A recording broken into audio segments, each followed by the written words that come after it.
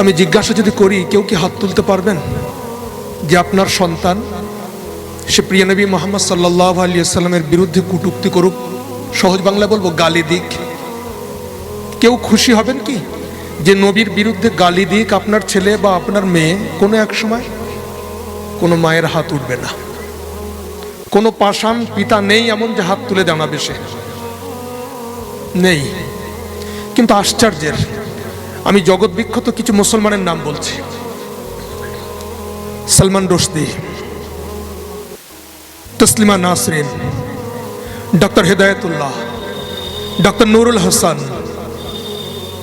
এরা কারের কোন ঘরের ছেলে?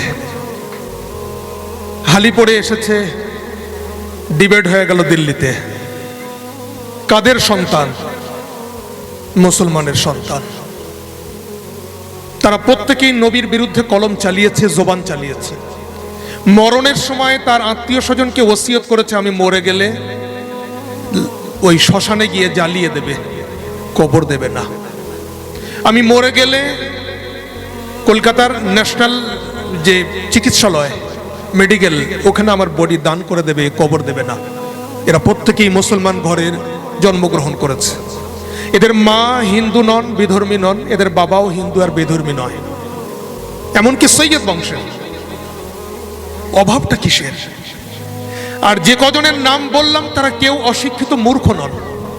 আমাদের এখানে কেউ এমন ডিগ্রিধারী নেই এদের কারো একজনের সাথে তারা পাশে দাঁড়াতে পারে জাগতিক শিক্ষার ডিগ্রি এবং মর্যাদায়। কেউ নেই আমরা। হেদায়েতুল্লাহ সাহেব ছিলেন আমাদের ভারতবর্ষের মুসলমানদের মধ্যে প্রথম সুপ্রিম জাজ, প্রধান বিচারপতি। নুরুল সাহেব ছিলেন আমাদের পশ্চিমবাংলার রাজ্যপাল। সালমান রুশদি, যাকে সম্মান দিয়ে ব্রিটেন তাকে জায়গা দিয়েছে। কাকে নাম বলবো? তসলিমা নাসরিন ডক্টর। ডাক্তার এবং ডক্টর দুটো পার্থক্য আছে। এই ডিগ্রিধারী আমরা এখানে কজন আছি? একজনও নেই।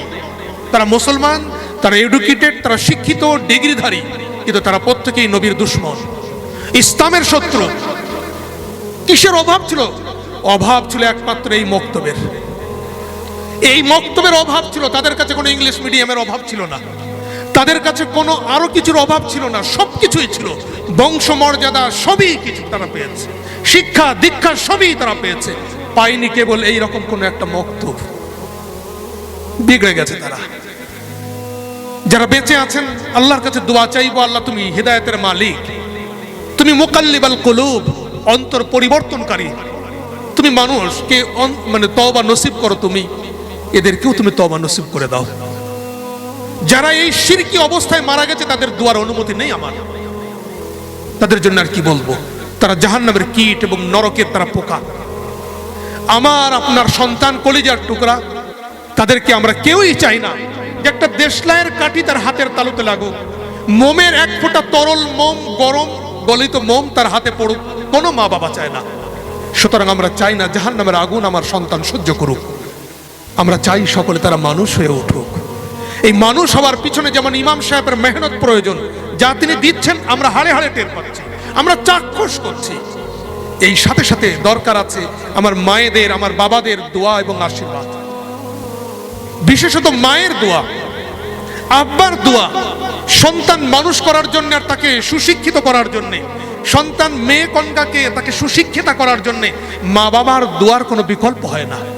হাদিস শরীফে এসেছে, মুসনাদ আহমদ নাসাই শরীফের মধ্যে নবী আকরাম সাল্লাল্লাহু আলাইহি ওয়াসাল্লাম বলছেন, তিনটে দোয়া কোনোদিন রদ যায় না, ফিরত হয় না। মুসাফিরের দোয়া, মজলুমের দোয়া। মুসাফির বিদেশি মানুষ, মজলুম যার উপরে অত্যাচার করা হচ্ছে, এটা আমার বলার উদ্দেশ্য নয়, এই দুটো। আর ওয়ালিদাইনের দোয়া, পিতামাতার দোয়া তার সন্তানের জন্য, পিতামাতার দোয়া তার সন্তানের জন্য। আজকে দুপুরে একটা প্রোগ্রামে ছিলাম, খতমে বুখারী, বুখারী শরীফ সমাপ্তির অনুষ্ঠান। ইমামে বুখারী রহমাতুল্লাহ আলাইহির নাম বললেই মনে পড়ে যায়, 7-8 বছর বয়স, ফুটফুট একটা সন্তান, মেধাবী, কোরআনের হাফেজ। হঠাৎ করে সে অন্ধ হয়ে গেল, দু চোখে কিছুই দেখতে পায় না, দু চোখে কিছুই দেখতে পায় না। তখন তিনি বুখারী মানে ছাত্র, তিনি বুখারী লিখেননি তিনি। সেই অন্ধ ছেলে আবার দৃষ্টিশক্তি ফিরে পেল, এমন সে কৃতিত্ব অর্জন করলো, এমন কিছু খিদমতে রেখে গেল, আজ সারা পৃথিবীর কোনো মাওলানা সাহেব এমন নেই যে আমি বুখারী বাদ দিয়ে মাওলানা হয়েছি, কেউ বলতে পারে না। কেউ বলতে পারে না যে আমি বুখারী বাদ দিয়ে মাওলানা হয়েছি। তার লিখিত সেই কিতাব পড়ে আমরা ধন্য। সেই বাচ্চা তার হারানো দৃষ্টি পুনরায় ফিরে পেয়েছিলেন মায়ের দোয়া। ইমাম বুখারী রাহমাতুল্লাহ আলাইহির আম্মা, তিনি মাসের পর মাস, রাতের পর রাত আল্লাহর কাছে কাঁদেছেন, আল্লাহর কাছে নিজের চোখের পানি ফেলে নিজের বাচ্চার জন্য দৃষ্টিশক্তির কামনা করেছেন। আল্লাহ রাব্বুল আলামিন মায়ের সেই দোয়া কবুল করেছেন, এমন ভাবে কবুল করেছেন, এমন ভাবে, আর বুখারীকে এমন ভাবে তিনি কবুলিয়া দিয়েছেন, সারা পৃথিবীকে যেন বুখারী সাক্ষী দিচ্ছে, ওগো পৃথিবীর মায়েরা তোমরাও শিক্ষা নাও। ইসমাইল সে যদি তার মায়ের দোয়ায়, এই মুহাম্মদ সে যদি তার মায়ের দোয়ার বিনিময়ে দৃষ্টিশক্তি ফিরে পেতে পারে, তোমরাও মা, তোমাদের দোয়াও তোমারও সন্তান হারানো পথ ফিরে এসে আবার সুপথে আসতে পারে।